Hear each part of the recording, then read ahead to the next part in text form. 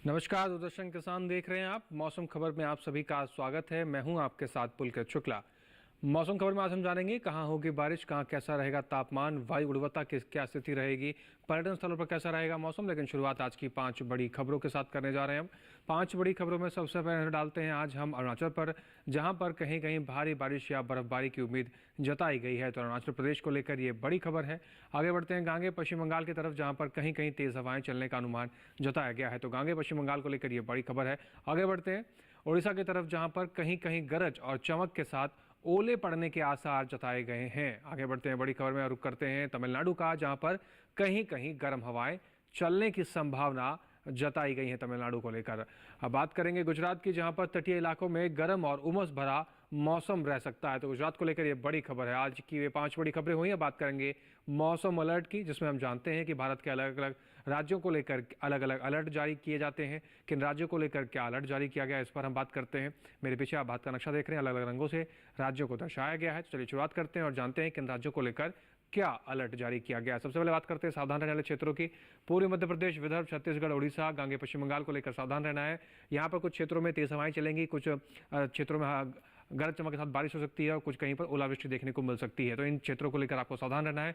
बात करें नजर बनाए रखने वाले क्षेत्रों की, तो पश्चिम मध्य प्रदेश, गुजरात, मध्य महाराष्ट्र, मराठवाड़ा, तेलंगाना, तटीय आंध्र प्रदेश, बीती उत्तर कर्नाटक, तमिलनाडु, केरल, यहाँ पर आपको नजर बना के रखनी है। साथ ही मेघालय, असम, नागालैंड, मणिपुर, मिजोरम, त्रिपुरा, अरुणाचल प्रदेश, उप हिमालय पश्चिम बंगाल, यहाँ पर भी आपको नजर बना के रखनी है। कुछ क्षेत्रों में तेज हवाएं चलेंगी। कुछ और दक्षिण भारत के हिस्सों की बात करें तो इन क्षेत्रों के अंदर गर्म तेज हवाएं चलने की संभावना है। कुछ हिस्सों में बारिश भी देखने को मिल सकती है। तो यहाँ पर आपको नजर बना के रखनी है। गुजरात की बात करें तो गुजरात के कुछ हिस्सों में गर्म तेज हवाएं चलेंगी। बाकी राज्यों को लेकर कोई अलर्ट जारी नहीं किया गया है। अब बात करेंगे मौसम पूर्वानुमान की, जिसमें हम जानते हैं कि आने वाले 24 से 48 घंटों में कहां ज्यादा बारिश होगी और कहां कम बरसेंगे बादल। शुरुआत करते हैं ऊपर से, जहां पर आप देख पा रहे हैं गिलगित, श्रीनगर, जम्मू कश्मीर, लेह लद्दाख, हिमाचल प्रदेश कोई बरसात की संभावना नहीं है। पंजाब, चंडीगढ़ में भी कोई बरसात नहीं है। हरियाणा, दिल्ली, उत्तराखंड में भी कोई बरसात नहीं है। पश्चिमी उत्तर प्रदेश और पूर्वी उत्तर प्रदेश, इन राज्यों में भी आने वाले 24 से 48 घंटों के भीतर कोई बरसात के अनुमान नहीं जताए गए हैं। पूर्वोत्तर राज्यों की बात करें तो अरुणाचल प्रदेश में डालते हैं, जहां पर अधिकतर जगह बारिश के अनुमान जताए गए हैं। उप हिमालय पश्चिम बंगाल, सिक्किम, असम, मेघालय, नागालैंड, मणिपुर, मिजोरम, त्रिपुरा, कई जगह बरसात है। साथ ही झारखंड और उड़ीसा में भी कई जगह बरसात है। बात करें बिहार की तो कहीं कहीं बारिश, और गांगे पश्चिम बंगाल की बात करें तो अनेक जगह बरसात दर्ज की गई है। तटीय आंध्र प्रदेश, तेलंगाना की बात करें तो कहीं कहीं बारिश दर्ज की गई है। अंडमान निकोबार में कोई बरसात नहीं है। साथ ही अगर हम आगे बढ़े, बीते दक्षिण कर्नाटक और केरल की बात करें तो यहाँ पर कहीं कहीं बारिश के अनुमान जताए गए हैं। लक्षद्वीप की बात करें तो यहाँ पर भी कोई भी बरसात की उम्मीद आने वाले 24 से 48 घंटे के अंदर नहीं जताई गई है। मध्य भारत की ओर रुख करें तो आप देख पा रहे हैं छत्तीसगढ़ में कई जगह बरसात है। पूर्वी मध्य प्रदेश, पश्चिमी मध्य प्रदेश, विदर्भ, मराठवाड़ा, मध्य महाराष्ट्र, कहीं कहीं बारिश बताई गई है। गुजरात, सौराष्ट्र, कच्छ, पश्चिमी राजस्थान, पूर्वी राजस्थान, दमन और दीव, कोंकण, गोवा की बात करें तो इन राज्यों के अंदर कोई भी बरसात आने वाले 24 से 48 घंटों के भीतर नहीं बताई गई है। बात करेंगे मौसम की चाल की, यानी कि पिछले 24 घंटे में कहां कहां बारिश दर्ज की गई है। तो देख पा रहे हैं आप, जम्मू कश्मीर, श्रीनगर के कुछ हिस्सों में बारिश दर्ज की गई है, कुछ हिस्सों में बर्फबारी हुई है। हिमाचल प्रदेश में भी कुछ हिस्सों में बारिश दर्ज की गई है, कुछ हिस्सों में बर्फबारी हुई है। हरियाणा के कुछ हिस्सों में बारिश दर्ज की गई है। पूर्वी राजस्थान और पश्चिमी राजस्थान के भी कुछ हिस्सों में पिछले 24 घंटे के अंदर बरसात दर्ज की गई है। यानी इन हिस्सों के अंदर जो पिछला 24 घंटा रहा है उसमें मौसम का हाल कुछ इस प्रकार रहा है, और इन हिस्सों के अंदर बारिश के साथ ओलावृष्टि दर्ज की गई है। पूर्वोत्तर राज्यों की बात करें तो अरुणाचल प्रदेश में बारिश दर्ज की गई है। असम, नागालैंड में बारिश दर्ज की गई है। मेघालय, मणिपुर, मिजोरम, त्रिपुरा बारिश दर्ज की गई है। उप हिमालय बंगाल और सिक्किम के कुछ हिस्सों में ओलावृष्टि और बारिश दर्ज की गई है। साथ ही साथ झारखंड, गांगे पश्चिम बंगाल, उड़ीसा के अंदर तेज हवाएं चली हैं। बात करते हैं तेलंगाना की। तेलंगाना के कुछ हिस्सों में भी पिछले 24 घंटे के अंदर बारिश दर्ज की गई है। और साथ ही साथ लक्षद्वीप की बात करें तो यहाँ पर भी बारिश दर्ज की गई है। आप देख पा रहे हैं लक्षद्वीप में भी पिछले 24 घंटे में बारिश दर्ज की गई है। ये बात हुई मौसम की चाल की। इसके अलावा भी कोई और अहम जानकारियां हैं जो आपके साथ हम साझा करेंगे, लेकिन हमें यहाँ छोटे से ब्रेक लिए रुकना होगा। तब तक आप बने रहें और देखते रहें दूरदर्शन किसान।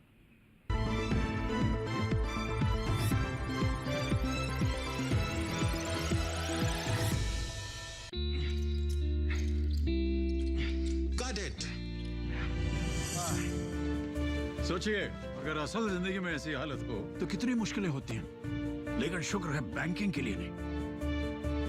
अगर आपकी उम्र 70 साल से अधिक हो, क्या आप दिव्यांग हो, तो बैंक आपको कुछ जरूरी बैंकिंग सुविधाएं घर बैठे बैठे दे सकता है। आरबीआई कहता है जानकार बनिए, सतर्क रहिए।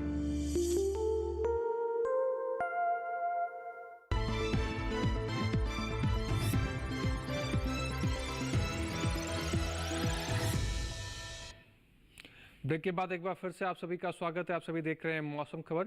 मौसम खबर के इस हिस्से में हम जानेंगे देश के अलग अलग हिस्सों के तापमान की स्थिति के बारे में, जिसमें हम अधिकतम और न्यूनतम तापमान की बात करते हैं। कहां पर अधिकतम तापमान का क्या हाल रहेगा और न्यूनतम तापमान का क्या हाल रहेगा, इसके बारे में हम जानकारी आपको देने जा रहे हैं। सबसे पहले बात करेंगे अधिकतम तापमान की, जो आप देख पा रहे हैं उप हिमालय पश्चिम बंगाल, सिक्किम, बिहार, गांगे पश्चिम बंगाल और उड़ीसा की बात करें, अधिकतम तापमान 3.1 से 5 डिग्री सेल्सियस अधिकतम तापमान सामान्य से ज़्यादा दर्ज किया गया है यहाँ पर।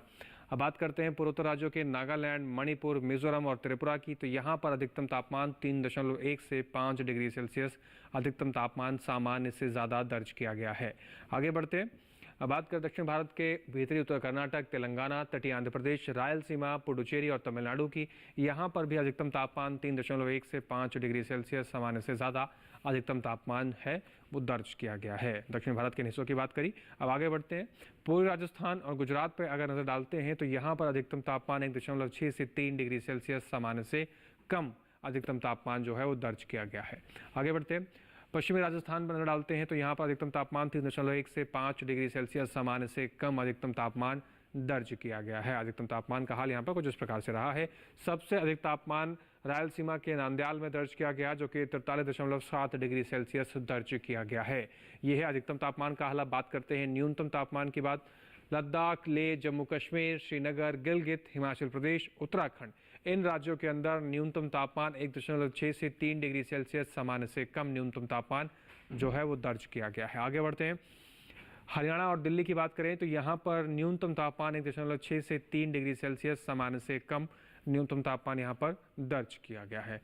आगे बढ़ते हैं। न्यूनतम तापमान में बात करते हैं पश्चिमी उत्तर प्रदेश, पूर्वी उत्तर प्रदेश, बिहार, उप हिमालय पश्चिम बंगाल, सिक्किम, गांगे पश्चिम बंगाल, यहाँ पर न्यूनतम तापमान 3.1 से 5 डिग्री सेल्सियस सामान्य से ज़्यादा दर्ज किया गया है।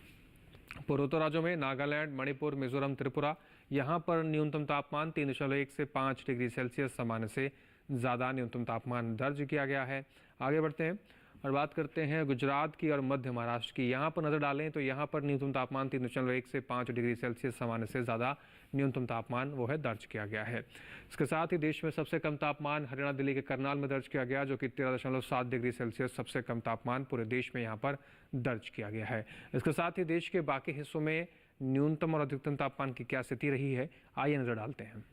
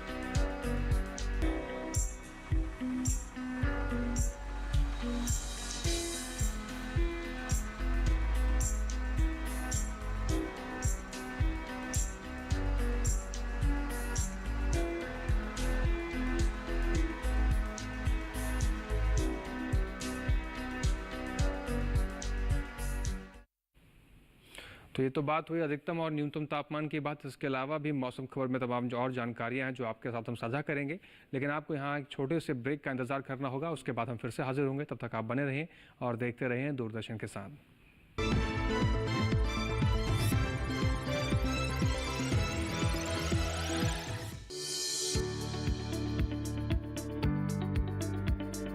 कृषि और पशुपालन है एक दूसरे के पूरक। घर आंगन से लेकर व्यावसायिक फार्म तक,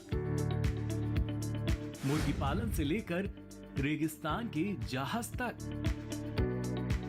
बीमारियों से अब पशुपालक ना हो परेशान। विशेषज्ञ करेंगे आपकी समस्या का समाधान। जुड़िए हमसे, पूछिए अपने सवाल। ईमेल के जरिए भी आप हमारे साथ जुड़ सकते हैं। हमारी ईमेल आईडी है ddkisanapc@gmail.com। हमारे टोल फ्री नंबर हैं 1800-113060 और 1800-113061। देखिए अपना पशु चिकित्सक हर रविवार शाम 6:30 बजे दूरदर्शन किसान चैनल पर।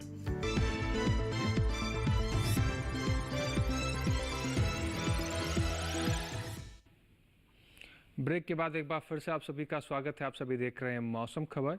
मौसम खबर के इस हिस्से में अब हम बात करेंगे देश के अलग अलग राज्यों में वायु गुणवत्ता क्या रही, किस राज्य के अंदर वायु गुणवत्ता किस श्रेणी में दर्ज की गई है, इसके बारे में हम आपको जानकारी देते हैं। तो चलिए शुरुआत करते हैं और जानते हैं वायु गुणवत्ता के बारे में। शुरुआत राजधानी दिल्ली से करेंगे। गुणवत्ता सूचकांक 170 दर्ज किया गया है, यानी राजधानी दिल्ली की जो हवा रही वो संतोषजनक की श्रेणी में दर्ज की गई है।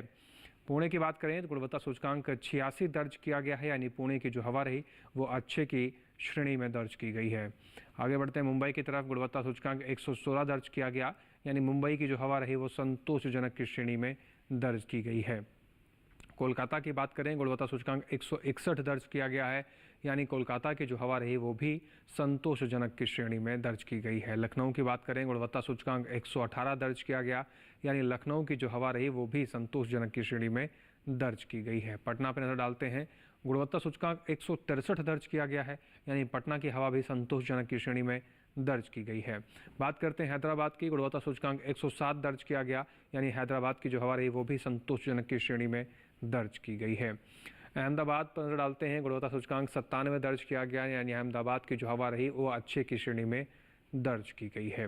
अब बात करेंगे पर्यटन पूर्वानुमान की, जिसमें हम जानेंगे भारत के प्रमुख पर्यटन स्थलों पर आने वाले 4 दिनों में मौसम कैसा रहने वाला है। शुरुआत करते हैं जम्मू कश्मीर के गुलमर्ग से, जहां पर आप देख पा रहे हैं रविवार को बादल छाए रहने की संभावना है। कुछ हिस्सों में धूप भी खिल सकती है। सोमवार और मंगलवार को मौसम बदलेगा, तेज धूप खिलने के आसार हैं। बुधवार को फिर से बादल छाए रहेंगे और हल्की फुल्की धूप खिल सकती है। अधिकतम तापमान की बात करें तो 8 डिग्री सेल्सियस से लेकर 12 डिग्री सेल्सियस तक अधिकतम तापमान जा सकता है। वहीं न्यूनतम तापमान की बात करें तो 1 डिग्री सेल्सियस और 2 डिग्री सेल्सियस के आसपास न्यूनतम तापमान आने वाले 4 दिनों में आपको देखने को मिल सकता है गुलमर्ग में। हिमाचल प्रदेश के मनाली चलते हैं, जहां पर आप देख पा रहे हैं रविवार सोमवार को तेज धूप खिलने के आसार हैं। मंगलवार को बादल छाए रहने की संभावना है, हल्की फुल्की धूप भी खिल सकती है। बुधवार को मौसम बदलेगा और बारिश होने के अनुमान जताए गए हैं। अधिकतम तापमान 23 डिग्री सेल्सियस से लेकर 24 डिग्री सेल्सियस तक जा सकता है। न्यूनतम तापमान की बात करें तो 9 डिग्री सेल्सियस से लेकर 10 डिग्री सेल्सियस तक आपको मनाली के अंदर आने वाले 4 दिनों के अंदर न्यूनतम तापमान देखने को मिल सकता है। उत्तराखंड के हरिद्वार की अगर बात करें तो रविवार सोमवार मंगलवार शुरुआत के जो 3 दिन हैं इसमें तेज धूप खिलने के आसार जताए गए हैं। बुधवार को हल्के फुल्के बादल छाए रहेंगे, हल्की फुल्की धूप खिलने के आसार जताए गए हैं। अधिकतम तापमान 34 डिग्री सेल्सियस से लेकर 35 डिग्री सेल्सियस तक जा सकता है। न्यूनतम तापमान की बात करें तो 17 डिग्री सेल्सियस से लेकर 18 डिग्री सेल्सियस तक न्यूनतम तापमान आने वाले 4 दिनों में आपको उत्तराखंड के हरिद्वार में देखने को मिल सकता है। और साथ ही साथ रविवार सोमवार मंगलवार को तेज धूप खिलने के आसार भी जताए गए हैं। उड़ीसा के पुरी की बात करें तो रविवार सोमवार को बारिश होने की संभावना है।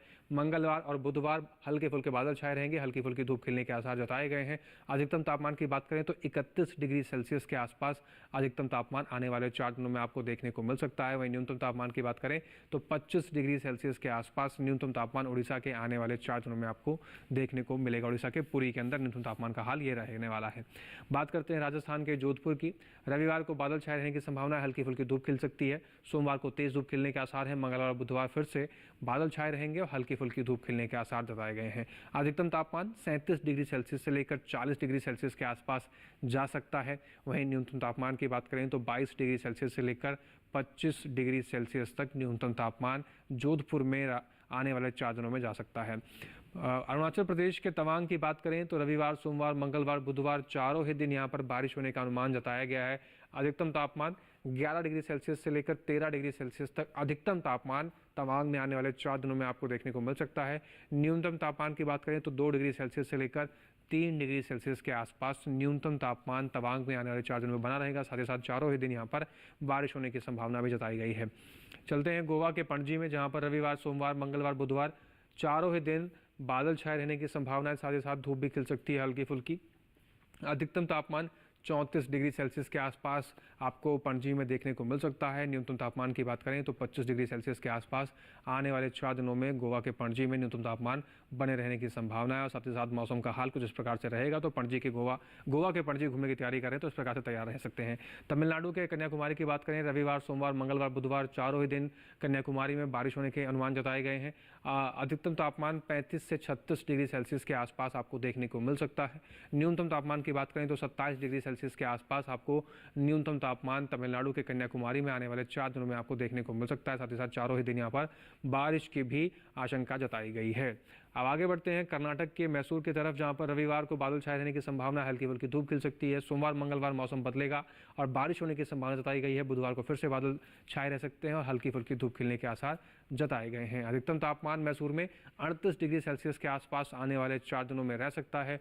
न्यूनतम तापमान 21 डिग्री सेल्सियस के आसपास आपको मैसूर में देखने को मिल सकता है, लेकिन सोमवार और मंगलवार को बारिश होने की भी आशंका जताई गई है।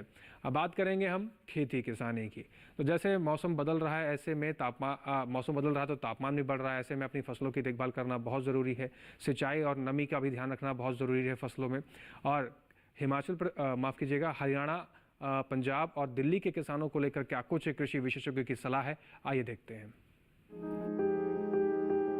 पश्चिमी पंजाब के किसान इस समय गेहूं, टमाटर और प्याज में जरूरत के अनुसार सिंचाई करें। इसके साथ ही यहाँ टमाटर को कीटों के प्रकोप से बचाएं। पश्चिमी पंजाब के मैदानी इलाकों के किसान भी इस समय गन्ना के अलावा नींबू वर्गीय फलों के पौधों में सिंचाई करें। इसके अलावा यहाँ तैयार गेहूं की कटाई कर लें। पंजाब के असमतल मैदानी इलाके में गेहूं, गन्ना और बरसीम में जरूरत के अनुसार सिंचाई करें। इसके साथ ही यहाँ मिर्च, बैंगन और कद्दू वर्गीय सब्जियों की नर्सरी लगाएं। पंजाब के असमतल मैदानी इलाकों में ही इस समय किसान भिंडी, लोबिया, खरबूज, खीरा, करेला, लौकी, कद्दू, तोरी और स्क्वैश की सीधी बुवाई भी कर सकते हैं। हरियाणा की बात करें तो यहाँ अगले कुछ दिनों तक मौसम शुष्क रहने का अनुमान है। ऐसे में किसान गेहूं में जिंक सल्फेट जैसे उर्वरक का छिड़काव करें। इसके साथ ही यहाँ कपास की बुआई के लिए खेत तैयार कर सकते हैं। हरियाणा में इस समय तैयार सरसों की कटाई जारी रखें। दिल्ली और उसके आसपास के किसान तैयार गेहूं की कटाई करें। इसके अलावा यहाँ मूंग और उड़द की बुवाई जारी रखें। दिल्ली और उससे सटे इलाकों में ही किसान फ्रेंच बीन, लोबिया, चौलाई, भिंडी, लौकी, खीरा, तोरी और ग्रीष्मकालीन मूली की बुवाई करते रहें। दिल्ली के किसान टमाटर, मटर, बैंगन और चने के खेतों में फल छेदक कीटों के नियंत्रण के लिए चिड़िया का घोंसला लगाएं। दिल्ली और उससे सटे इलाकों में ही इस समय कद्दू वर्गीय सब्जियों में रोगों का प्रकोप देखा जा सकता है। बचाव के लिए किसान कृषि विशेषज्ञों की सलाह से दवाओं का छिड़काव करें। तो अच्छी फसल पाने के लिए कृषि विशेषज्ञों की सलाह के अनुसार अपनी फसलों की देखभाल करेंगे, तभी आप सफलता पा पाएंगे और अच्छी उपज भी आपको मिल पाएगी। आगे बढ़ते हैं आज की फसल की ओर। आज की फसल हमारी भिंडी की फसल है। ये समय भिंडी की बुआई के लिए उपयुक्त माना जा रहा है। भिंडी में काफ़ी पोषक तत्व पाए जाते हैं और भिंडी के बीज लगाने से लेकर भिंडी की फसल पाने तक के बीच के जितनी भी सावधानियां हैं, उनको कैसे ध्यान रखना है, खरपतवार का नियंत्रण कैसे करना है, कौन सी दवाइयों का छिड़काव करना है, इन सभी चीज़ों का विशेष रूप से ध्यान रखना चाहिए। इसी पर आइए देखते हैं कृषि विशेषज्ञों की सलाह पर आधारित एक विशेष रिपोर्ट। ये मौसम भिंडी की बुवाई के लिए अनुकूल है। 1 हेक्टेयर में भिंडी की बुवाई के लिए 18 से 22 किलो बीज पर्याप्त हैं।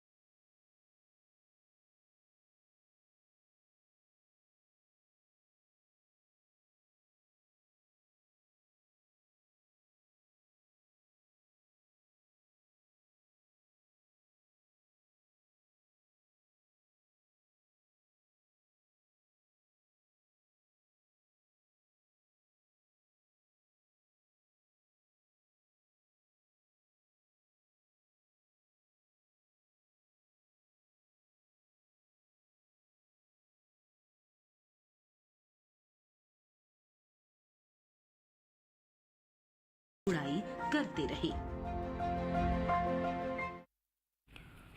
खेती किसानी के क्षेत्र में सही समय पर सही फसल का चुनाव करना बेहद आवश्यक होता है, तभी आपको अच्छी उपज मिलेगी। और साथ ही कृषि विशेषज्ञों की सलाह पर अपनी फसलों की देखभाल करना, खरपतवार नियंत्रण करना, दवाइयों का छिड़काव करना भी बेहद आवश्यक होता है, तभी आपको अच्छी फसल मिलेगी और मुनाफा कमा पाएंगे और किसान प्रगतिशील बन पाएंगे। आज के मौसम खबर में दिखाई गई सभी जानकारियों से उम्मीद करते हैं कि आपको उचित लाभ हो रहा होगा। हमारे इस कार्यक्रम को आप हमारे यूट्यूब चैनल पर भी देख सकते हैं। आपको करना बस इतना है कि डीडी किसान टीवी स्क्रीन पर दिखाए जा रहे QR कोड को स्कैन करना और सीधा डीडी किसान के यूट्यूब चैनल पर पहुंच जाएंगे और मौसम खबर में दिखाई गई सभी जानकारियों को कहीं भी किसी भी वक्त बैठकर आप देख सकते हैं। तो आज के मौसम खबर में फिलहाल इतना ही। फिर से होंगे हाजिर तमाम जानकारियों के साथ। तब तक आप बने रहें और देखते रहिए दूरदर्शन किसान। नमस्कार।